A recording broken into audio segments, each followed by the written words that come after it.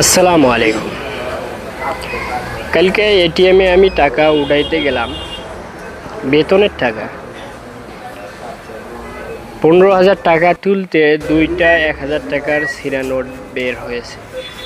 একটা চলার মতো আর একটা চলার মতো না। এখন এটিএমে যে সিকিউরিটি থাকে সে বলতেছে রবিবারে আমাদের সাথে দেখা করিয়ে, উনি নাকি পরামর্শ দিবে, সিজ করেও দিবে না।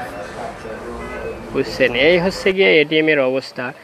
খালি আমার ছিঁড়া টাকা বের হয়েছে এটা বলতেছি না, মানে আমার সাথে আরেকজন উড়াইছে টাকা, তার ছিঁড়া টাকাও বের হয়েছে।